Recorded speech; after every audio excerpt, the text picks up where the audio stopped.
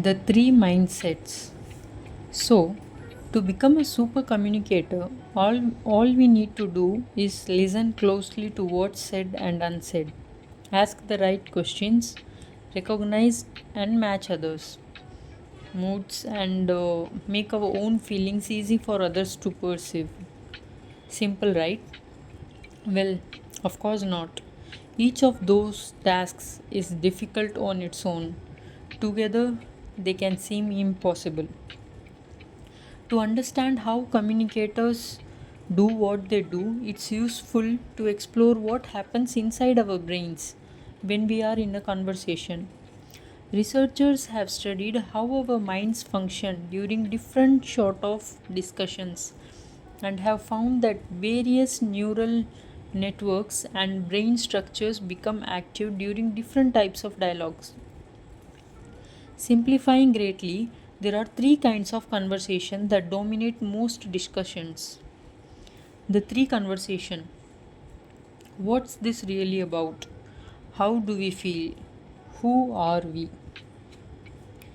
These three conversations, which correspond to practical decision making conversations, emotional conversations, and conversations about identity, are best captured by three questions.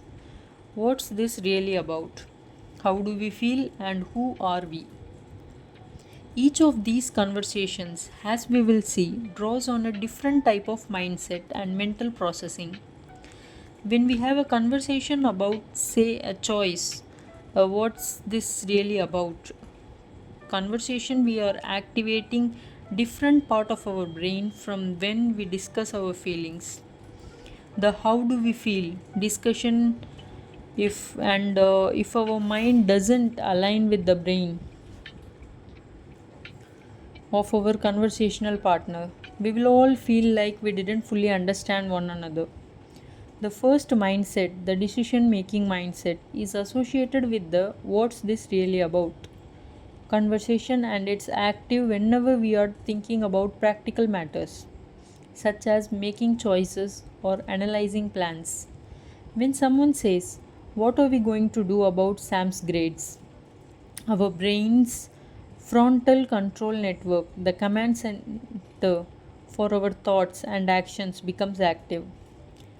We have to make a series of decisions, often subconsciously, to evaluate the words we heard, but also to consider what motivates or desires might be lurking underneath. Is this decision serious or playful? Should I offer a solution or just listen? The what's this really about conversation is integral to thinking about the future, negotiating options, discussing intellectual concepts, and determining what we want to discuss, our goal for this conversation, and how we should discuss it. What's this really about? How do we feel? Decision making mindset. Who are we? The second mindset, the emotional mindset, emerges when we discuss how do we feel and draws on neural structures, the nucleus accumbens, the amygdala, and the hippocampus, among others, that helps shape our beliefs, emotions, and memories. When we tell a funny story or have an argument with our spouse or experience a rush of pride or sorrow during a conversation, that's the emotional mindset at work. When a friend complains to us about their boss and we sense they are asking for empathy rather than advice, it's because we attune to how do we feel.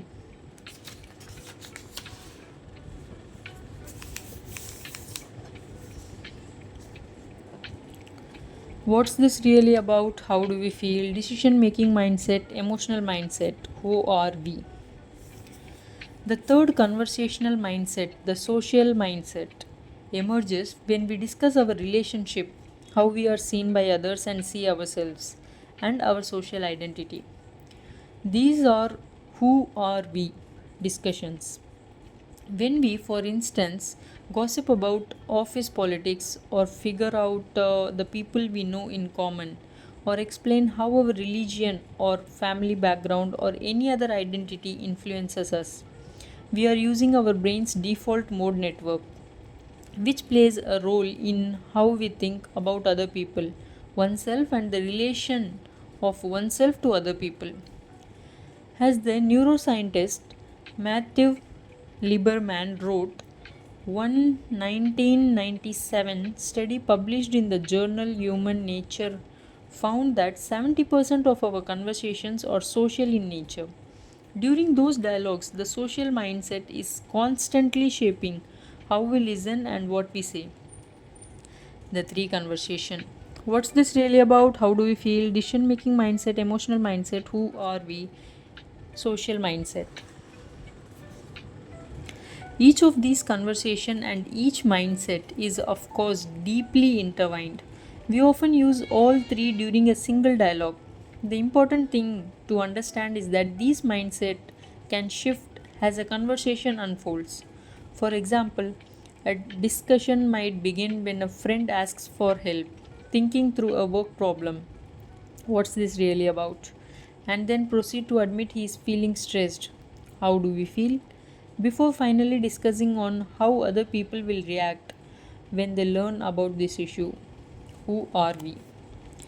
If we could see inside our friend's skull during this conversation, we would see, and I am simplifying greatly here, the decision making mindset becoming dominant at first, then the emotional mindset assuming primacy, and then the social mindset asserting influence. Miscommunication occurs when people are having different kind of conversations. If you are speaking emotionally while I am talking practically, we are in essence using different cognitive languages.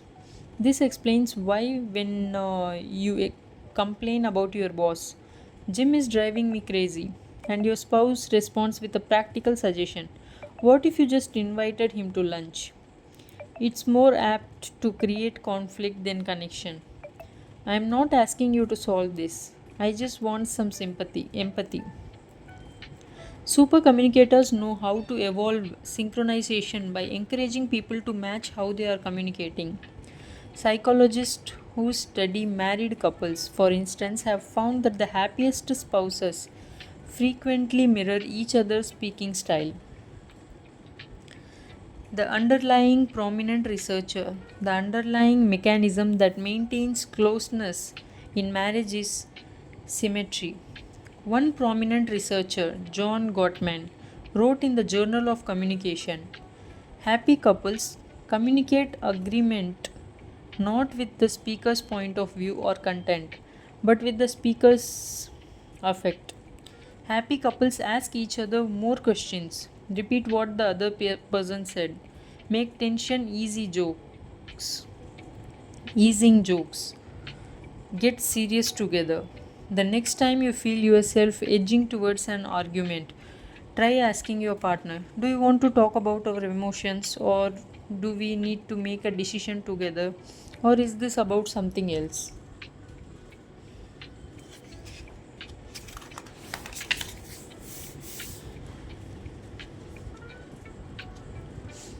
The importance of this insight that communications comes from connection and alignment is so fundamental that it has become known as the matchmaking principle. Effective communication requires recognizing what kind of conversation is occurring and then matching each other. On a very basic level, if someone seems emotional, allow yourself to become emotional as well. If someone is intent on decision making, match that focus. If they are preoccupied by social implications, reflect their fixation back to them. The matching principle. Successful communication requires recognizing what kind of conversation is occurring and then matching each other. It is important to note that matching isn't mimicry. As you will see in the forthcoming chapters, we need to genuinely understand what someone is feeling, what they want, and who they are. And then, to match them, we need to know how to share ourselves in return. When we align, we start to connect, and that's when a meaningful conversation begins. To recruit a spy, connect. After the disastrous dinner, when he had revealed that he worked for the CIA and Yasmin had fled, It didn't seem to Lawler like there was much hope left. This was his only potential recruitment after nearly a year of work. He had completely messed things up and was fairly certain that this failure was going to cost him his job. Only one option remained: to call Yasmin and beg her to join him for one last meal. I filled up a notebook with ideas for what to say to her, but I knew it was pointless. Lawler told me nothing was going to break through. Yasmin agreed to a final dinner. They went to a fancy restaurant where she sat quiet and on edge. Through the entire meal, her anxiety wasn't just due to Lawler's proposal. She told him she was flying home soon and was nervous and discouraged. She had hoped this trip would reveal something to her, show her how to live a more meaningful life. But here she was, about to go home, and everything was the same. She felt like she had disappointed herself. She was so sad, Lawler told me. So I tried to cheer her up. You know, little jokes, funny stories. Lawler talked about a landlord who had kept forgetting his name and reminisced about sightseeing trips they had taken together. Yasmin remained glum. Eventually, it was time for dessert. A silence crept in. Lawler wondered if he should try one more pitch. Should he offer to get her a visa to America for her cooperation? Too risky, he decided. She might just stand up and leave. The silence extended. Lawler had no idea what to say. The last time he had felt this lost was before he had joined the CIA, when he had worked for his father selling steel components in Dallas. I had never sold a thing in my life before that, he told me. I was terrible at it. There was this one day after months of discouraging sales calls when he had visited a potential client, a woman running a small construction firm in West Texas, who was on the phone when he arrived, her 5-year-old son playing with blocks alongside her desk. When the woman hung up, she listened to Lawler's pitch for steel joists and thanked him for stopping by. Then she began talking about the challenges of juggling work and motherhood. It was a constant struggle, she said. She always felt as if she was letting someone down, having to choose between being a good businesswoman or a good mom. Lawler was in his early 20s at the time and didn't have children. He had nothing in common with this woman and had no idea how to reply. But he had to say something, so he started rambling about his own family.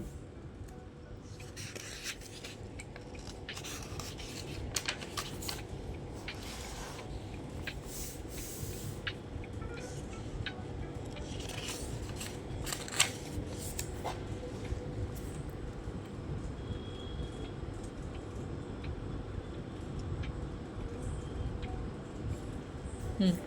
It was hard working for his dad, he told her. His brother was a better salesman and that had caused tension between them. She would been honest with me, and so I was honest back, Lawler told me. It felt good to tell the truth. He ended up sharing more than he intended, more than seemed appropriate, to be honest. But she didn't seem to mind. Then Lola returned to his sales pile and she told me she didn't need any components, but she appreciated the conversation, he said. And I left thinking, well, there's another screw up. 2 months later, the woman called and placed a huge order. I told her, I'm not sure we can give you the pricing you're looking for. That's how bad a salesman I was, Lawler told me. And she said, that's okay. I feel like we have a connection.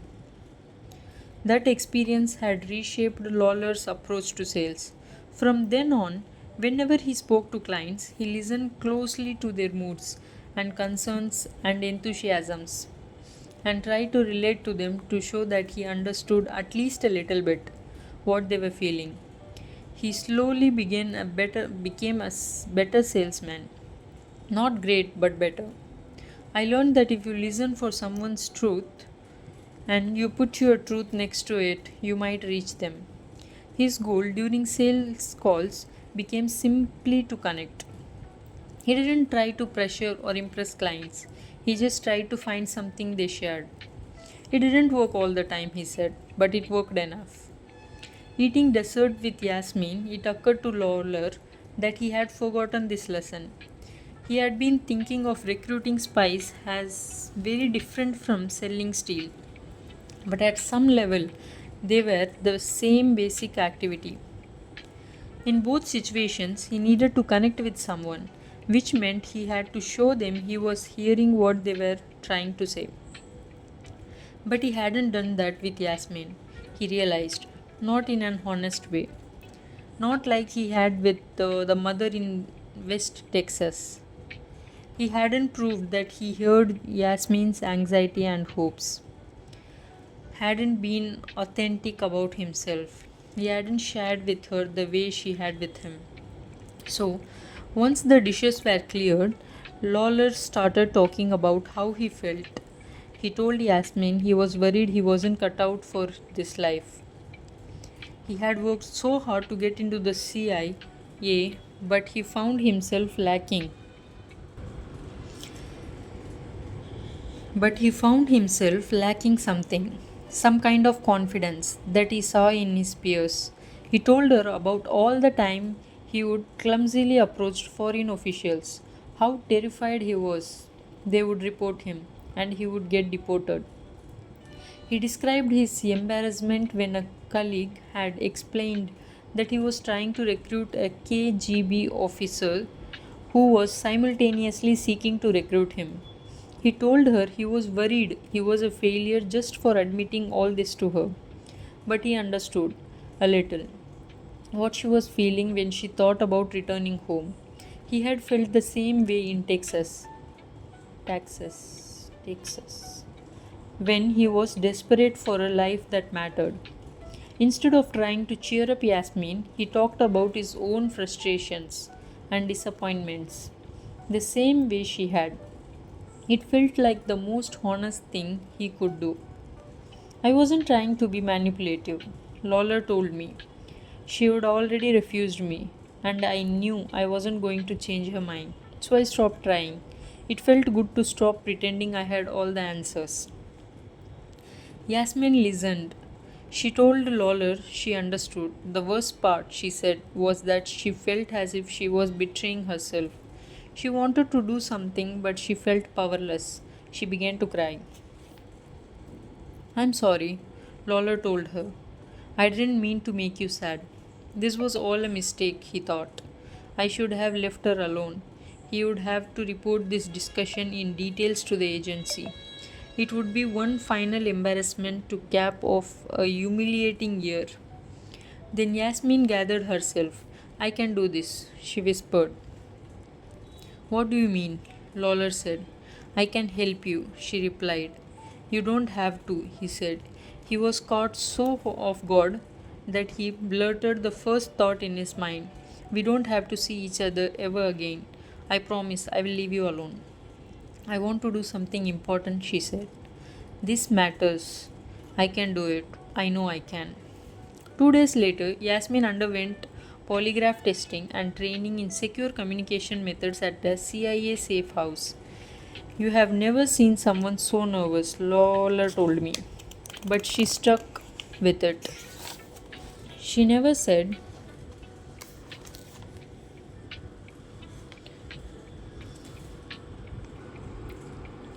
She never said she was having second thoughts. Once she was back home, Yasmin began sending Lawler messages detailing the memos she had seen, the officials the foreign ministers had hosted, the gossip she had overheard. She became one of the best sources in the region, said Lawler. She was a gold mine. For the next 2 decades, as Yasmin's career inside the foreign ministry thrived, she communicated regularly with the CIA, helping them understand what was happening behind the scenes, putting context around government declarations, making quiet introductions. Her assistance was never discovered by the authorities. Lola still has no real idea why Yasmin changed her mind that night. In the years that followed, he asked her to explain it numerous times, but even she struggled to say what had caused the shift. She told him that somehow during dinner, when it became clear they were both so uncertain of themselves, she suddenly felt safe with him. They understood each other. She could hear for the first time what he had been trying to tell her. This could be important. You could make a difference. And she felt genuinely heard. They agreed to trust each other. When we match someone's mindset, a permission is granted to enter another person's head, to see the world through their eyes, to understand what they care about and need. And we give them permission to understand and hear us in return. Conversations are the most powerful thing on earth, Lawler told me, but matching is also hard. Simply mirroring another person's gestures or moods or tone of voice doesn't forge a real connection. Giving in to someone else's desire and preoccupations doesn't work either.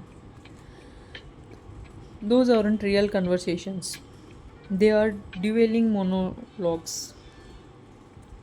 Instead, we have to learn to distinguish a decision making conversation from an emotional conversation from a social conversation.